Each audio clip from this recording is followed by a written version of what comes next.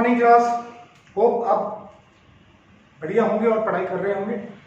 चलिए आज हम नया चैप्टर शुरू करने वाले हैं। ये एक मोस्ट इंपॉर्टेंट चैप्टर्स में से एक है। आगे जो भी केमिस्ट्री पढ़ेंगे वो डिपेंड करता है कि आपने इस चैप्टर में कितना सीखा है।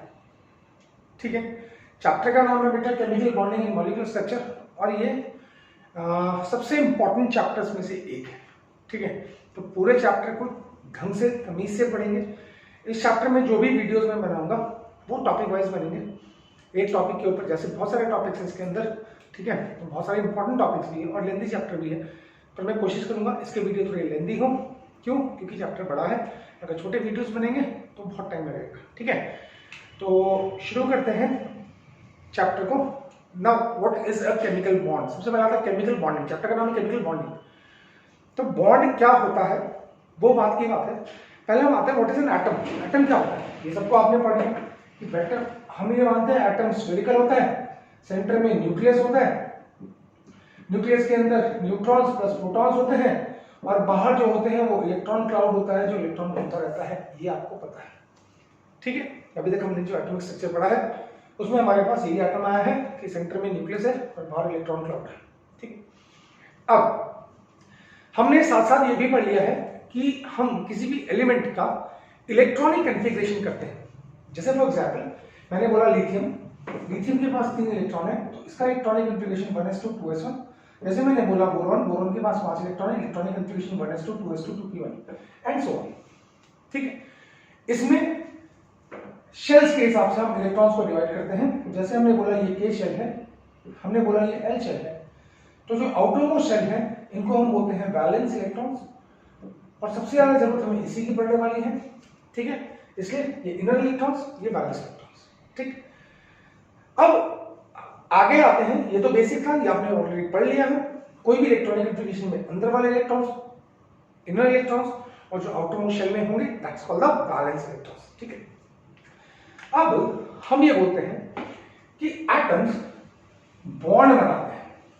ठीक है, एटम्स फ्री स्पेस में बहुत कम मिलते हैं। जैसे कि नोबल गैसेस हैं helium, neon, argon, krypton, xenon, radon, ये ज्यादातर फ्री स्पेस में मिलती है। ऑल्दो उनमें से भी कुछ नोबल गैसेस हैं जैसे क्रिप्टन एंड ज़ीनॉन। ठीक है, ज़ीनॉन एंड रेडॉन, इनके कंपाउंड्स बन चुके हैं। ठीक है, इनके कुछ कंपाउंड्स बने हैं, हमने बनाए हैं। ठीक है, पर फिर भी ज्यादातर नोबल गैस वो अकेले रहना पसंद करती है। जैसे आपने देखा होगा हमारे जो प्रीस्ट होते हैं, साधु संत होते हैं, बेचारे अकेले रहते हैं। ठीक है, पर ज्यादातर लोग क्या करते हैं, ज्यादातर लोग हम हैं, आप लोग हैं, ज्यादातर फैमिली में रहना पसंद करते हैं। उनके बीच में क्लोज बॉन्डिंग होती है, brother sister, husband wife, father mother.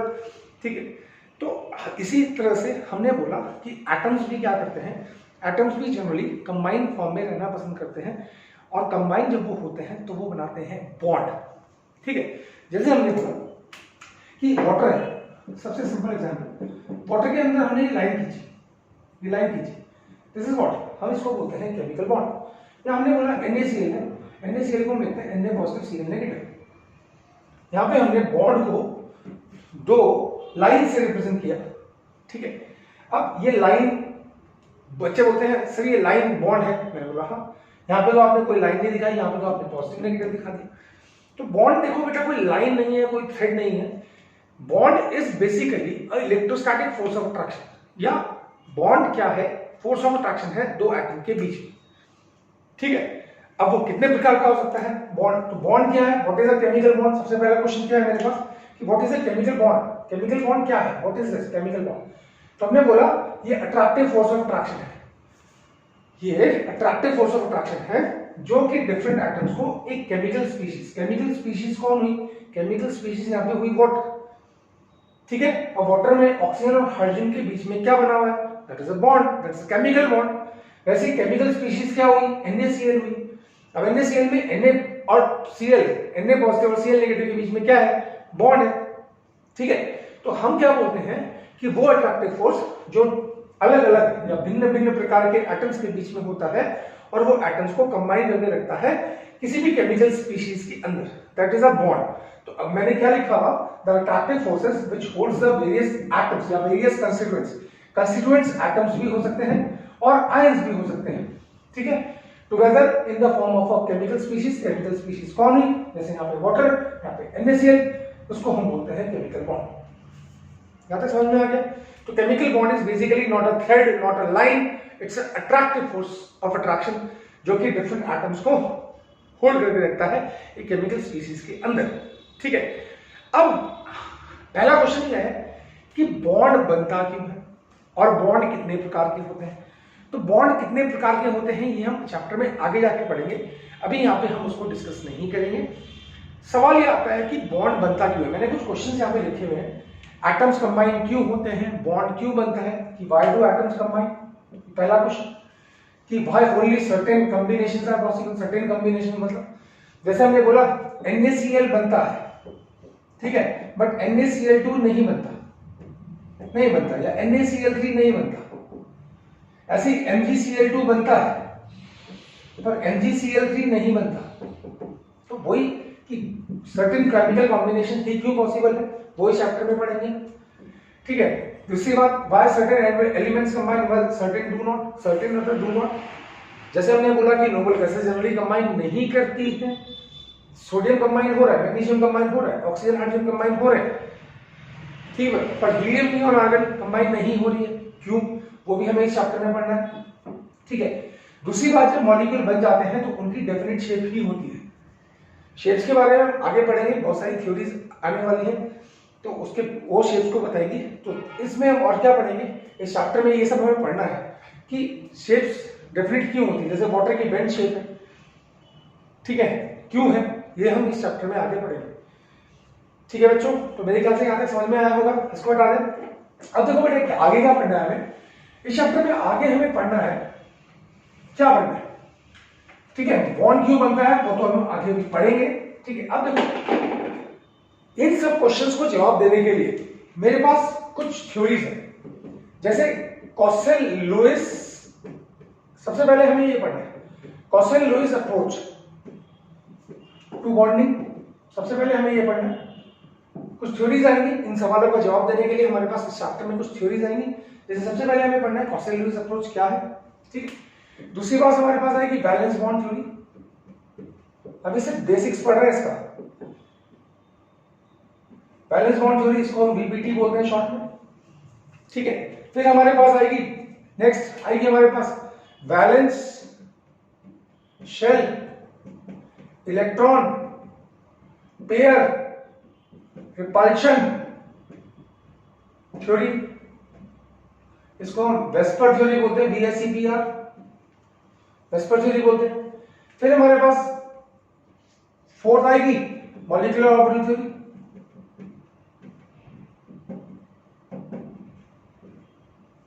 ठीक है, जिसको कि MOT बोलते हैं। तो ये बेसिक थ्योरीज हैं। और इसके अलावा हमारे पास एक कंसेप्ट और आएगा जिसको कि हम हाइब्रिडाइजेशन पढ़ेंगे, जो कि बहुत इंपॉर्टेंट है। तो ये बेसिक चीजें हमें पढ़नी है, ये थ्योरीज हैं। इसके अलावा और भी बहुत सारी चीजें इस चैप्टर के अंदर पढ़नी है। ये जो बेसिक 5 चीजें हैं ये तो मस्ट हैं। इसके अलावा डायपोल मोमेंट आएगा, रेजोनेंस आएगा, ठीक है, और भी बहुत सारी चीजें आएंगी। तो धीरे धीरे हम उसको अप्रोच करेंगे और ये थ्योरीज हमें उन क्वेश्चंस का जवाब देंगी जो हमने इससे पहले लिखे थे। क्या लिखे थे कि बॉन्ड क्यों बनता है, कुछ एलिमेंट्स बॉन्ड बनाते हैं कुछ नहीं बनाते, ठीक है, कुछ एलिमेंट्स की डेफिनेट शेप होती है और कुछ डेफिनेट केमिकल कॉम्बिनेशन ही पॉसिबल होते हैं, कोई भी एलिमेंट किसी भी तरह से कंबाइन नहीं हो सकता। तो इन सब के आंसर इन थ्योरीज के अंदर हमें मिलेंगे। तो होप यहां तक आपको समझ में आया होगा। चलिए now will start with the first thing, ठीक है, कि एटम्स कंबाइन क्यों होते हैं, व्हाई डू एटम्स कंबाइन। ठीक है बेटा, बेसिक्स पे आते हैं, फिर कॉसेल लुईस अप्रोच सबसे पहले आज हम उसको खत्म करेंगे। देखो बेटा क्या होता है, हमने जब नोबल गैस की बात की तो हमने बोला नोबल गैसेस बॉन्ड नहीं बनाती। ऑल्दो कुछ नोबल गैसेस बॉन्ड बनाती हैं पर ज्यादातर नोबल गैस बॉन्ड नहीं बनाती। जैसे हमने बोला हीलियम, अब हीलियम के पास कितने इलेक्ट्रॉन है आपको पता है, 2 इलेक्ट्रॉन। नियॉन के पास 10 इलेक्ट्रॉन है पर वैलेंस शेल में कितने इलेक्ट्रॉन्स है, 8 इलेक्ट्रॉन्स। इसका इलेक्ट्रॉनिक कॉन्फ़िगरेशन अगर हम करें तो 1s2 2s2 2p6, हीलियम का करें 1s2। आर्गन का करें अगर हम इलेक्ट्रॉनिक कॉन्फ़िगरेशन तो नियॉन 10 3s2 3p6। अब वैलेंस शेल को देखिए, वैलेंस शेल ये है 8 इलेक्ट्रॉन्स, वैलेंस शेल ये है 8 इलेक्ट्रॉन्स और हीलियम के केस में 2 इलेक्ट्रॉन। तो हीलियम के केस में हम बोलते हैं कि डबलेट इज स्टेबल, ठीक है। और बाकी नोबल गैस के केस में हम बोलते हैं ऑक्टेट, यानी कि वैलेंस शेल में 8 इलेक्ट्रॉन है, तो हम इसको बोलते हैं ऑक्टेट, कंप्लीट ऑक्टेट। क्या बोलते हैं? ऑक्टेट कंप्लीट है, यानी कि वैलेंस शेल में 8 इलेक्ट्रॉन्स को बोलते हैं ऑक्टेट, और जिसके वैलेंस शेल में 8 इलेक्ट्रॉन होंगे तो वो हम बोलेंगे कि उस एलिमेंट का ऑक्टेट कंप्लीट है। और ये जो कंप्लीट ऑक्टेट है ये स्टेबिलिटी बताता है। क्या बताता है? स्टेबिलिटी बताता है, ठीक है। अब ध्यान से सुनिएगा, तो हमने क्या बोला कि नोबल गैसेस कंबाइन क्यों नहीं होती? क्योंकि उनके पास सबसे स्टेबल कॉन्फ़िगरेशन है, that is 8 electron in the valence shell, that is they have the complete octet. और जब एलिमेंट्स कंबाइन होना चाहते हैं, यानी कि जब वो कंबाइंड स्टेट में मिलते हैं, तो वो जनरली कोशिश करते हैं कि हम नोबल गैस का कॉन्फ़िगरेशन अटेन कर लें। क्या करके? या तो लूज करके, या गेन करके, या शेयर करके। क्या बोला मैंने दोबारा? एटम कंबाइन क्यों होते हैं, नोबल गैसेस कंबाइन क्यों नहीं होती? तो हमने बोला नोबल गैसेस के पास वैलेंस शेल में 8 इलेक्ट्रॉन्स हैं, जो उनकी स्टेबिलिटी का कारण है, और बाकी जो एलिमेंट्स हैं उनके वैलेंस शेल में 8 इलेक्ट्रॉन्स नहीं है, यानी कि उनका ऑक्टेट कंप्लीट नहीं है। तो इसीलिए वो कंबाइन होते हैं, ताकि कंबाइन होके वो अपने वैलेंस शेल में 8 इलेक्ट्रॉन्स, यानी कि नोबल गैस वाला कॉन्फ़िगरेशन अटेन कर लें। अब वो कंबाइन कैसे होंगे? या तो वो अपने इलेक्ट्रॉन्स लूज करेंगे, या वो इलेक्ट्रॉन्स गेन करेंगे, या वो इलेक्ट्रॉन्स शेयर करेंगे, ठीक है। यहां तक समझ में आ गया? अब जैसे फॉर एग्जांपल मैंने बोला Na ग्रुप फर्स्ट का एलिमेंट है, इसके वैलेंस शेल में 8 इलेक्ट्रॉन्स है। इसका अगर मैं इलेक्ट्रॉनिक कॉन्फ़िगरेशन करूं 1s2 2s2 2p6 3s1, ये K शेल, ये L शेल, ये M शेल। अब इसके वैलेंस शेल में कितने इलेक्ट्रॉन है बेटा? 1 इलेक्ट्रॉन है। वैसे मैं क्लोरीन की बात करूं, क्लोरीन का electronic configuration 1s2 2s2 2p6 3s2 3p5। इसके वैलेंस शेल में ये K शेल, ये L शेल, ये M शेल। वैलेंस शेल कौन सा हुआ? Outermost shell. इसके वैलेंस शेल में कितने इलेक्ट्रॉन्स हैं? ये कितने इलेक्ट्रॉन्स हैं? 7 इलेक्ट्रॉन्स। इसके वैलेंस शेल में कितने इलेक्ट्रॉन्स हैं? 1 इलेक्ट्रॉन, ठीक है। तो हम इसके बैलेंस इलेक्ट्रॉन को कैसे दिखाएंगे? 1 2 3 4 5 6 और 7। अब ये चाहता है कि मैं अपना ऑक्टेट पूरा कर लूं, ये भी चाहता है कि मैं अपना ऑक्टेट पूरा कर लूं। तो Na क्या करेगा? एक इलेक्ट्रॉन को लूज कर देगा और Na पॉजिटिव बन जाएगा। अब जब Na पॉजिटिव बन जाएगा तो इसका electronic configuration 1s2 2s2 2p6 हो जाएगा, यानी कि इसके वैलेंस शेल अब जो हो गया वो L शेल हो गया, और उसमें 8 इलेक्ट्रॉन कंप्लीट हो गए, यानी कि Na ने एक इलेक्ट्रॉन लूज किया और अपना ऑक्टेट पूरा कर लिया। ऐसे Cl क्या करेगा? एक इलेक्ट्रॉन गेन करेगा और Cl नेगेटिव बन जाएगा, और जब Cl नेगेटिव बन जाएगा तो इसके वैलेंस शेल में 3s2 3p6 हो जाएगा, इसका भी ऑक्टेट पूरा होगा। अब ये Na पॉजिटिव और Cl नेगेटिव क्या करेंगे?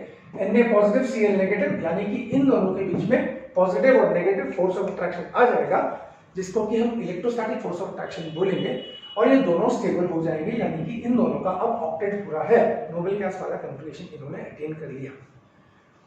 समझ में आया बच्चों? तो पहली बात, एटम्स कंबाइन क्यों होते हैं? तो पहली चीज दिमाग में सेट कर लो कि वो इसलिए कंबाइन होते हैं ताकि वो नोबल गैस कॉन्फ़िगरेशन अटेन कर ले। ऑल्दो कुछ एक्सेप्शंस हैं, आगे जाके उनको पढ़ेंगे। तो पहली बात, why do atoms form bonds? To get stable. अब स्टेबल होने के लिए वो साम दाम दंड भेद कुछ भी करेंगे, बस चाहेंगे कि उनके वैलेंस शेल में 8 इलेक्ट्रॉन हो जाए। जैसे मैंने आपको NaCl का एग्जांपल दिया, तो NaCl जो बना वो Na ने इलेक्ट्रॉन लूज किया, अपने वैलेंस शेल में 8 इलेक्ट्रॉन लाया, Cl ने उस इलेक्ट्रॉन को गेन किया, अपने वैलेंस शेल में वो भी 8 इलेक्ट्रॉन लाया, इसने भी अपने वैलेंस शेल में ऑक्टेट पूरा कराया, इसने भी अपने वैलेंस शेल में ऑक्टेट पूरा कराया। तो जैसे इसने इलेक्ट्रॉन लूज किया उसके पास पॉजिटिव चार्ज आया, जैसे इस Cl ने इलेक्ट्रॉन गेन किया उसके पास नेगेटिव चार्ज आया। फिर ये Na और पॉजिटिव क्योंकि अब स्टेबल हो गए हैं और इनके पास ऑपोजिट चार्ज है, तो ये दोनों ऑपोजिट चार्ज से एक दूसरे के साथ कंबाइन हो जाएंगे, और जो बॉन्ड इस तरह से बनेगा उसको बोलेंगे आयोनिक बॉन्ड। क्या बोलेंगे? Ionic bond. Ionic bond. तो ऐसे ही जैसे ये आयोनिक बॉन्ड बना, ऐसे ही और प्रकार के बॉन्ड्स भी बनते हैं, उसको हम चैप्टर में आगे डिस्कस करने वाले हैं पर पहली बात मेरे ख्याल से समझ में आ गई होगी, बॉन्ड्स क्यों बनता है? To gain stability.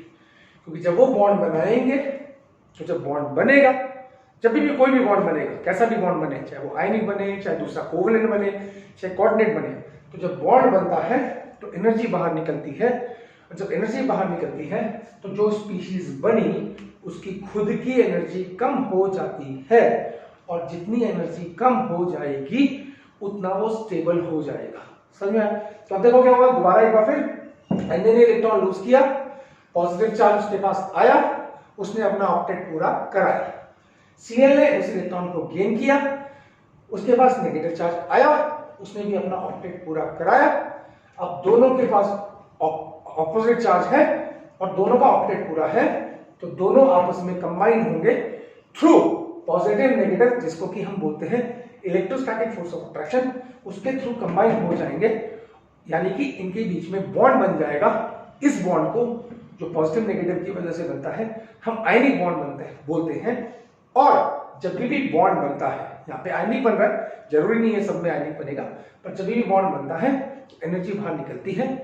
यहाँ पे जो एनर्जी बाहर निकलेगी उसकी वजह से इन दोनों की NaCl जो कंबाइंड फॉर्म में है, इनकी एनर्जी कम हो जाएगी और ये स्टेबल हो जाएंगे। तो आपने क्या देखा कि Na एटम ने और Cl एटम ने कैसे स्टेबिलिटी गेन की? पहला अपना ऑक्टेट पूरा करा के, दूसरा अपने बीच में इलेक्ट्रोस्टैटिक फोर्स ऑफ अट्रैक्शन लाके, तीसरा एनर्जी बाहर निकाल के खुद की एनर्जी कम करा के दे दी। समझ में आ गया? तो बॉन्ड इसीलिए बनता है ताकि उनका ऑक्टेट पूरा हो जाए, ताकि एनर्जी बाहर निकल जाए, ताकि वो स्टेबल हो जाए। मेरी बात समझ में आई? हाँ यार। अब हम क्या पढ़ेंगे, हम क्या करेंगे इसके बाद, अब हम डिफरेंट थ्योरीज के ऊपर आते हैं कि अलग अलग थ्योरीज केमिकल बॉन्ड फॉर्मेशन के बारे में क्या बोलती हैं। तो सबसे पहले हम आएंगे कॉसेल लुईस अप्रोच टू बॉन्डिंग। ठीक है, तो आते हैं कॉसेल लुईस अप्रोच के ऊपर। चलिए बच्चों, अब हम आते हैं कॉसेल लुईस अप्रोच के ऊपर। ये पहला कॉसेल और लुईस ने 1916 में, ठीक है, इन्होंने सबसे पहले ये दोनों साइंटिस्ट थे, इन्होंने ये बताया कि केमिकल बॉन्ड जब बनता है तो वो क्यों बनता है और कैसे बनता है। ठीक है, तो सबसे पहले अप्रोच जो केमिकल बॉन्डिंग की थी, that was given by Kossel and Lewis in 1916। ठीक है, अब इन्होंने, इनकी जो अप्रोच थी वो नोबल गैसेस की स्टेबिलिटी के ऊपर थी। क्या बोला हमने? इनकी जो अप्रोच थी वो नोबल गैसेस की स्टेबिलिटी के ऊपर थी। इन्होंने, दोनों साइंटिस्ट ने ये सोचा कि भाई नोबल गैस स्टेबल है तो क्यों है, तो इन्होंने ये बोला कि नोबल गैस स्टेबल इसलिए है क्योंकि उनके वैलेंस शेल में 8 इलेक्ट्रॉन है। तो इनकी स्टेबिलिटी का क्राइटेरिया हो गया कि भैया जिसके वैलेंस शेल में 8 इलेक्ट्रॉन हो गए वो स्टेबल हो गया। तो सबसे पहला जो अप्रोच इनके पास आया, सबसे पहला जो अप्रोच हमारे पास आया वो ये था कि इन्होंने ये बोला कि भैया केमिकल बॉन्ड जो बनेगा, ठीक है, वो चाहे इलेक्ट्रॉन को लूज करके बने, चाहे वो शेयर करके बने, पर उस केमिकल बॉन्ड के बनने के बाद जो कंपाउंड बनेगा, ठीक है, उसके सारे एटम्स का ऑक्टेट पूरा होगा, यानी कि उनके सारे एटम्स के वैलेंस शेल में 8 इलेक्ट्रॉन होंगे। ठीक है, अब ये सब सीखने के लिए सबसे पहले हमें लुईस सिंबल्स पढ़ना पड़ेगा। क्या पढ़ना पड़ेगा? Lewis symbols. अब लुईस सिंबल्स क्या है? लुईस सर ने क्या बोला? लुईस सर ने बोला कि भाई जो भी एलिमेंट्स हैं, ठीक है, हम क्या करते हैं, सबसे पहले उनके कुछ सिंबल्स बनाते हैं। और सिंबल्स को इन्होंने क्या बोला, लुईस सर ने क्या बोला? लुईस सर ने ये बोला कि भैया देखो, जो न्यूक्लियस है, न्यूक्लियस के अंदर आपको पता है न्यूट्रॉन्स और प्रोटॉन्स होते हैं, प्लस इनर इलेक्ट्रॉन्स, ठीक है, इसको बोला गया, लुईस सर ने बोला केर्नल्स। क्या बोला मैंने? न्यूक्लियस प्लस इनर इलेक्ट्रॉन्स को इन्होंने बोला केर्नल्स। और अगर हम सारे इलेक्ट्रॉन्स में से, मतलब बैलेंस इलेक्ट्रॉन, दो तरह के इलेक्ट्रॉन्स होते हैं, एक होते हैं इनर इलेक्ट्रॉन्स, एक होते हैं वैलेंस इलेक्ट्रॉन। जैसे फॉर एग्जांपल मैंने बोला सोडियम है, सोडियम का इलेक्ट्रॉनिक कॉन्फ़िगरेशन क्या है? सोडियम का इलेक्ट्रॉनिक कॉन्फ़िगरेशन है 1s2 2s2 2p6 3s1। तो सोडियम का इतना पोर्शन को बोला गया पॉजिटिव चार्ज करने। आपको पता है कि सोडियम के पास अगर 11 इलेक्ट्रॉन्स है तो 11 प्रोटॉन्स भी होंगे, है ना बच्चों? अब अगर हम उनमें से वैलेंस इलेक्ट्रॉन्स को हटा दें, क्या बोला मैं? वैलेंस इलेक्ट्रॉन्स को हटा दें तो नंबर ऑफ प्रोटॉन्स ज्यादा हो जाएंगे और नंबर ऑफ इलेक्ट्रॉन्स कम हो जाएंगे। तो जो कर्नल होगा, ये कर्नल को हम बोलेंगे ये पॉजिटिव चार्ज कर्नल होगा। क्या होगा? पॉजिटिव चार्ज कर्नल होगा। लुईस ने क्या बोला कि भैया सबसे पहले अगर आपको अप्रोच सीखनी है बॉन्डिंग की तो सबसे पहले आपको एक पॉजिटिव चार्ज कर्नल बनाना पड़ेगा। उस पॉजिटिव चार्ज कर्नल के अंदर कौन कौन होगा? Nucleus plus inner electrons. ठीक है, जैसे फॉर एग्जांपल एक और एग्जांपल देते हैं। हमने क्लोरीन की बात की तो क्लोरीन का electronic configuration 1s2 2s2 2p6 3s2 3p5। अब इसका न्यूक्लियस प्लस ये इनर इलेक्ट्रॉन्स, ये हो गए कर्नल्स, इसको बोलेंगे कर्नल। ठीक है, ये क्या हो गया? कर्नल। और ये क्या हो गए? There are valence electrons. ठीक है, और इस केस में ये क्या हो गए? ये हो गए आपके वैलेंस इलेक्ट्रॉन्स। ठीक है, तो लुईस सर ने क्या बोला कि भैया एटम का सिंबल जब आप लिखते हो, जब आप लिखते हो Na, ठीक है, इसका मतलब ये है पॉजिटिव चार्ज कर्नल। उसके अलावा इसके पास जितने भी वैलेंस इलेक्ट्रॉन्स बचेंगे उन वैलेंस इलेक्ट्रॉन्स को हम नंबर ऑफ डॉट से रिप्रेजेंट करेंगे। ठीक है, तो ये हो गया Na का लुईस सिंबल। एग्रीड? ऐसे ही अगर हम Cl की बात करें तो Cl के जब हमने Cl का सिंबल लिखा इसका मतलब ये पॉजिटिव चार्ज कर्नल हो गया, इसके अंदर Cl का न्यूक्लियस इंक्लूड हो गया और इसके अंदर Cl के ये वाले इलेक्ट्रॉन्स इंक्लूड हो गए। इनको हमें अलग से शो नहीं करना है। ठीक है, अब Cl के पास कितने इलेक्ट्रॉन्स बचे? 7 इलेक्ट्रॉन्स बचे। तो 1 2 3 4 5 6 7, ये हो गया Cl का लुईस डॉट सिंबल। मेरे ख्याल से समझ में आया होगा। तो न्यूक्लियस पर प्लस इनर इलेक्ट्रॉन्स को हम बोलेंगे पॉजिटिव चार्ज कर्नल्स और द वैलेंस इलेक्ट्रॉन्स, क्या बोला? The valence electrons are represented by the number of dots. जितने भी डॉट्स होंगे, नंबर ऑफ डॉट्स, ठीक है, जितने भी वैलेंस इलेक्ट्रॉन्स होंगे उतने डॉट बना दो तो हम बोलेंगे भाई हमने एलिमेंट का लुईस डॉट सिंबल हमने बना लिया। एग्रीड? अब जैसे मैं सेकंड पीरियड के एलिमेंट्स की बात करूं, ठीक है, सेकंड पीरियड में कौन कौन आते हैं? भाई लिथियम आता है, ठीक है, भाई बेरिलियम आता है, भाई बोरॉन आता है, भाई कार्बन आता है, भाई नाइट्रोजन आता है, भाई ऑक्सीजन आता है, भाई फ्लोरीन आता है, भैया नियॉन भी आता है ना? ये सेकंड पीरियड के एलिमेंट्स है। अब ये फर्स्ट ग्रुप का एलिमेंट है तो कितने वैलेंस इलेक्ट्रॉन है? एक। इसके पास कितने वैलेंस इलेक्ट्रॉन है? 2। अब देखो यहाँ पे मैं आपको एक ट्रिक और बताता हूँ कि आगे जब आप चैप्टर पढ़ेंगे उसमें काम आएगी। और दो, बेरिलियम के लुईस डॉट सिंबल को आप ऐसे भी लिख सकते हैं और ऐसे भी लिख सकते हैं। ठीक है, दोनों सही है, ये भी सही है, ये भी सही है। पर मैं आपको एक राय देता हूं कि बच्चों जब आप के पास एक से ज्यादा वैलेंस इलेक्ट्रॉन है तो कोशिश करिएगा उनको उनको उनको मैक्सिमम डिस्टेंस पे रखिए। क्या बोला? Maximum distance. बोरॉन के पास 3 वैलेंस इलेक्ट्रॉन होंगे तो हमने इसको मैक्सिमम डिस्टेंस पे रखा। कार्बन के पास 4 वैलेंस इलेक्ट्रॉन होंगे, 4 मैक्सिमम डिस्टेंस पे रखा। अब NOF, ध्यान से सुनिएगा मैं क्या बोल रहा हूं। NOF के पास 5 इलेक्ट्रॉन होंगे, इसमें एक इलेक्ट्रॉन को पेयर, बाकी 3 को अलग अलग, इसमें 2 इलेक्ट्रॉन्स को पेयर, बाकी 2 को अलग अलग, इसमें 3 इलेक्ट्रॉन को पेयर्स और बाकी 1 को अलग, ऐसा रखिएगा।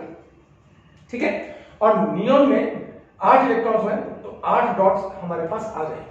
ठीक है, तो ज्यादा वैलेंस इलेक्ट्रॉन जब आपके पास है तो उनको मैक्सिमम डिस्टेंस पे रखने की कोशिश करिए। अब आप बोलेंगे सर क्यों? आगे जब आप वैलेंस बॉन्ड थ्योरी पढ़ेंगे, ठीक है, या वेस्पर थ्योरी पढ़ेंगे तो वहां पे आपके बहुत काम आने वाला है। हाँ, सिर्फ मैंने इन 3 एलिमेंट्स की बात की है कि नाइट्रोजन में 1 पेयर, ऑक्सीजन में 2 पेयर, फ्लोरीन में 3 पेयर। इनके नीचे वाले एलिमेंट्स की अगर मैं बात करूं, नाइट्रोजन के नीचे है फास्फोरस, ऑक्सीजन के नीचे है सल्फर, फ्लोरीन के नीचे है क्लोरीन। इनमें पेयर बनाने की जरूरत नहीं है, इसके पास भी बैलेंस इलेक्ट्रॉन्स 5 होंगे, आप उसको मैक्सिमम डिस्टेंस पे रखिए, कोई इशू नहीं। 1 2 3 4 5, इसमें 6 होंगे, 1 2 3 4 5 6, कोई इशू नहीं है। इसमें 7 होंगे, 1 2 3 4 5 6 7। ठीक है, मेरी बात समझ में आई? हाँ या ना? तो ये हो गए लुईस डॉट सिंबल्स। ठीक है, अब मॉलिक्यूल के जो लुईस डॉट स्ट्रक्चर्स बनेंगे, ये सिंबल्स है क्योंकि ये एटम्स है। जब मॉलिक्यूल बनेंगे जैसे H2O, जैसे CO2, उनके लुईस डॉट स्ट्रक्चर कैसे बनेंगे वो हम आगे पढ़ेंगे। अभी हम सिर्फ अप्रोच की बात कर रहे हैं। तो मेरे ख्याल से आपको लुईस डॉट सिंबल आ गया होगा। एक बार फिर रिवाइज कर लेते हैं। हमने क्या बोला? न्यूक्लियस और inner electrons are represented by the symbol of that element. Boron, ठीक है, जो हमने बी लिखा इसका मतलब न्यूक्लियस और इनर इलेक्ट्रॉन्स उसके अंदर इंक्लूड हो गए। जितने भी वैलेंस इलेक्ट्रॉन्स बचे उतने नंबर ऑफ इलेक्ट्रॉन्स तो आपको पता चल ही जाएगा। ग्रुप फर्स्ट के पास एक वैलेंस इलेक्ट्रॉन है, ग्रुप सेकंड के पास 2 वैलेंस इलेक्ट्रॉन है, 13 के पास 3, 14 के पास 4, 15 के पास 5, 16 के पास 6, 17 के पास 7। सिर्फ नाइट्रोजन, ऑक्सीजन, फ्लोरीन के पास मैंने क्या बोला कि इनके पास एक पेयर, 2 पेयर, 3 पेयर, मतलब एक इलेक्ट्रॉन को पेयर में दिखाइए, यहाँ पे 2 इलेक्ट्रॉन को पेयर में दिखाइए, यहाँ पे 3 इलेक्ट्रॉन्स को पेयर में दिखाइए। ये कहा था मैंने। इनके नीचे वाले एलिमेंट में ऐसा करना जरूरी नहीं है, सिर्फ NOF याद रखिए। ठीक है, जहां पे आपको पेयर शो करने हैं, बाकी नीचे वाले में शो नहीं करने। ऐसा क्यों करना है आगे जाके पढ़ेंगे। ठीक है बच्चों, तो लुईस डॉट सिंबल आ गया। नाउ अब लुईस ने सिंबल दे दिए। Now what is Kossel's approach? Kossel ने क्या बोला? कॉसल ने बोला कि देखो भैया कि सबसे ज्यादा स्टेबल होती है noble gases. Most stable species, most stable कौन सी है? Noble gases. ठीक है, सबको पता है क्यों? Due to complete octet. Due to complete octet. Octet का मतलब समझ में आ गया होगा, 8 electron in the valence shell. ठीक है, इसने बोला पहला group first and group second s block elements. ठीक है, and group 16 and 17 are separated by noble gases.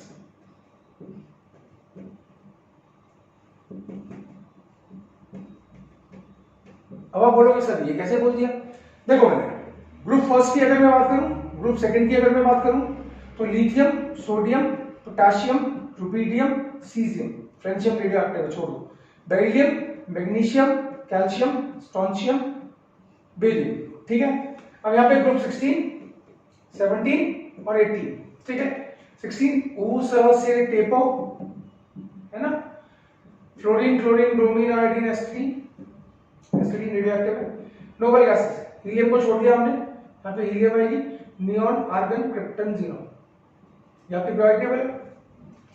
इसको आप फोल्ड करके पीछे से घुमा लो तो इन दोनों के बीच में और इन दोनों के बीच में कौन है? Noble gases. अगर आप उल्टा पीरियोडिक टेबल को घुमाओगे तो ये इससे टच करेगा। ठीक है, तो इसके और इनके बीच में, इन दोनों के और इन दोनों के बीच में कौन आ रहा है? नोबल गैस आ रहा है। ठीक है, समझ में आ गया? हाँ या ना? अब इसने क्या बोला, आगे क्या बोला? अगर ग्रुप फर्स्ट और ग्रुप सेकंड के एलिमेंट्स लूजेस इलेक्ट्रॉन्स, ठीक है, group first and group second elements loses electrons to attain noble gas configuration.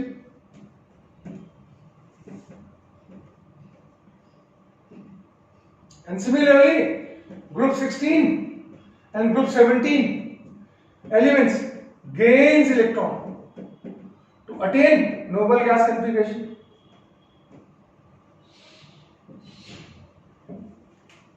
ठीक है, एंड गेट, यहां पे आ जाएगा पॉजिटिव चार्ज। ठीक है, एंड गेट यहां पे आ जाएगा नेगेटिव चार्ज। ठीक है बच्चों, इन्होंने बोला ग्रुप फर्स्ट और ग्रुप सेकंड। पहला बात पॉइंट समझ में आया कि they are separated by noble gases, उनके बीच में नोबल गैस है।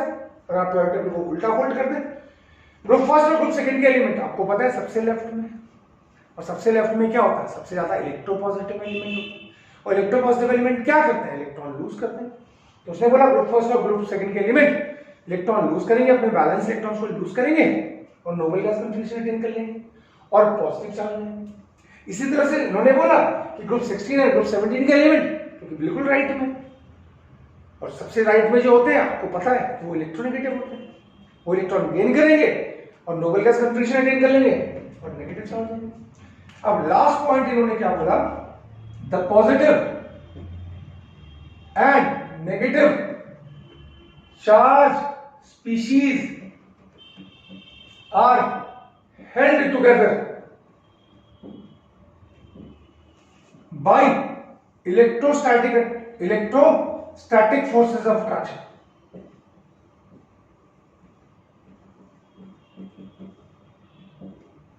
अब इन्होंने बोला ये जो पॉजिटिव चार्ज बना और ये जो नेगेटिव चार्ज बना, ये आपस में क्या हो जाएंगे, ये आपस में क्या करेंगे, पॉजिटिव और नेगेटिव आपको पता ही है, ऑपोजिट चार्जेस इसको बोलते हैं इलेक्ट्रोस्टैटिक फोर्स ऑफ अट्रैक्शन, ये इलेक्ट्रोस्टैटिक फोर्स ऑफ अट्रैक्शन। इसको बाद में बोला कॉल्ड, इसको बोलेंगे आयनिक और इलेक्ट्रोवैलेंट बॉन्ड। क्या बोला, आयनिक या इलेक्ट्रोवैलेंट बॉन्ड। थोड़ा राइटिंग में मुझे माफ करना बच्चों, हाँ, तो जो बॉन्ड बनेगा पॉजिटिव और नेगेटिव चार्ज स्पीशीज के बीच में, उसको बोलेंगे आयनिक बॉन्ड या उसी को बोलेंगे इलेक्ट्रोवैलेंट बॉन्ड। पहले समझ में आया। And the number of positive and negative charges is called the electrovalence।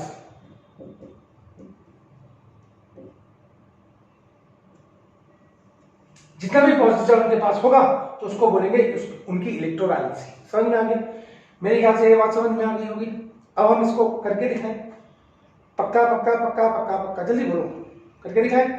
तो अब ये जो अप्रोच थी, यहाँ पे उन्होंने क्या बोला कि जो पॉजिटिव ग्रुप फर्स्ट और ग्रुप सेकंड के एलिमेंट है, ठीक है, वो इलेक्ट्रोपॉजिटिव है, इलेक्ट्रॉन लूज करेंगे, पॉजिटिव हो जाएंगे, और जैसे ही वो पॉजिटिव चार्ज होंगे वो नोबेल गैस कॉन्फिगरेशन अटेन कर लेंगे। ऐसे ग्रुप 16 और 17 के एलिमेंट क्या करेंगे, क्योंकि वो इलेक्ट्रोनेगेटिव है, वो इलेक्ट्रॉन गेन करेंगे और गेन करते ही वो नोबेल गैस कॉन्फिगरेशन अटेन कर लेंगे। अब ग्रुप फर्स्ट और ग्रुप सेकंड के पास पॉजिटिव चार्ज आया और ग्रुप 16 और 17 के पास नेगेटिव चार्ज आया, ये दोनों क्या करेंगे, आपस में आयनिक बॉन्ड बना लेंगे। करके देखिए, ठीक है। जैसे फॉर एग्जाम्पल हमने बोला कि हमारे पास है NaCl की बात करते हैं। अब Na की अगर हम बात करें, पहला एग्जाम्पल Na का electronic configuration 1s2 2s2 2p6 3s2। जैसे ही इलेक्ट्रॉन लूज करेगा, Na पॉजिटिव बनाएगा, तो electronic configuration 1s2 2s2 2p6 हो जाएगा। इसके वैलेंस शेल में कितने हो गए, 8 इलेक्ट्रॉन्स हो गए। ऐसे Cl है, Cl का इलेक्ट्रॉनिक कन्फिगरेशन क्या है, 1s2 2s2 2p6 3s2 3p5। इसके वैलेंस शेल में कितने इलेक्ट्रॉन है, 5। ये क्या करेगा, इलेक्ट्रॉन गेन करेगा और Cl नेगेटिव बनाएगा। Cl नेगेटिव बनाएगा तो 1s2 2s2 2p6 3s2 3p6। इसके वैलेंस शेल में कितने हो गए, 8 इलेक्ट्रॉन। ठीक है बेटा, यहां तक आ गया। अब Na पॉजिटिव है और Cl नेगेटिव है, ये क्या बना देंगे, Na पॉजिटिव Cl नेगेटिव। ये क्या बन गया, आयन। समझ में आया? अब दोनों के वैलेंस शेल में 8 इलेक्ट्रॉन हो गए और जो पॉजिटिव और नेगेटिव चार्ज स्पीशीज हैं उनके बीच में क्या बन गया, आयनिक बॉन्ड। दूसरा एग्जांपल लेते हैं, Mg है, ठीक है। Mg का electronic configuration 1s2 2s2 2p6 3s2। अब ये कितने इलेक्ट्रॉन यूज करेगा, इसके वैलेंस शेल में कितने इलेक्ट्रॉन है, 2 इलेक्ट्रॉन। तो क्या बनेगा, Mg2 पॉजिटिव। ध्यान देना। और जैसे ही Mg2 पॉजिटिव बनेगा तो इसका electronic configuration 1s2 2s2 2p6 हो जाएगा। वैलेंस शेल में कितने इलेक्ट्रॉन, 8 इलेक्ट्रॉन। ठीक है। अब ग्रुप 18 का एलिमेंट ले, 16 का एलिमेंट लेता हूं, ऑक्सीजन का electronic configuration 1s2 2s2 2p4। कितने इलेक्ट्रॉन, 6 इलेक्ट्रॉन। ये क्या करेगा, 2 इलेक्ट्रॉन गेन करेगा और क्या बन जाएगा, O2 नेगेटिव। O2 नेगेटिव का इलेक्ट्रॉनिक कन्फिगरेशन क्या आ गया, 1s2 2s2 2p6। इसके वैलेंस शेल में भी कितने हो गए, 8 इलेक्ट्रॉन्स। अब क्या होगा, Mg2 पॉजिटिव, वैलेंस शेल में 8 इलेक्ट्रॉन है, O2 नेगेटिव, वैलेंस शेल में 8 इलेक्ट्रॉन है। ये दोनों और इनके पास क्या है, पॉजिटिव और नेगेटिव चार्ज है, तो ये MgO बना देंगे, यहाँ पे 2 पॉजिटिव यहाँ पे 2 नेगेटिव, और ये क्या बनेगा, आयनिक। ठीक है बेटा, ठीक है बेटा। तो this was the first approach to bonding. और जो यहाँ पे बॉन्ड में, अब अगर इस एक चीज और, इनकी इलेक्ट्रोवैलेंसी कितनी है, 1। जितना चार्ज होगा दैट्स कॉल्ड इलेक्ट्रोवैलेंसी। यहाँ पे इलेक्ट्रोवैलेंसी कितनी है, 2 है, जितने वो इलेक्ट्रॉन लूज या गेन करेंगे दैट्स कॉल्ड द इलेक्ट्रोवैलेंसी। मेरे ख्याल से समझ में आया। तो ये है कहानी किसकी कहानी है बच्चों, ये आयनिक बॉन्ड की। एक सबसे पहले किसने दी थी, एक कॉर्सेलियस अप्रोच ने दी थी। ठीक है, तो होप आज का वीडियो यहां तक समझ में आया होगा। नेक्स्ट वीडियो में हम ऑक्टेट रूल और लुईस डॉट स्ट्रक्चर्स, जो कि सबसे इंपॉर्टेंट चीज है, अब देखना मैं आपको पूरा चैप्टर लुईस डॉट स्ट्रक्चर से सिखाऊंगा। तो सेकंड वीडियो में what we will do the Lewis dot structures and then octet rule and its limitations. ठीक है बेटा, तो मेरे ख्याल से यहां तक समझ में आ गया पक्का। तो होप ये वीडियो समझ में आया होगा। This is the first video of chemical bonding. Hope ये वीडियो समझ में आया होगा। अच्छा लगा तो लाइक करें, नए हैं तो सब्सक्राइब करें, और नहीं आया तो डिसलाइक करें। ठीक है, थैंक यू सो मच।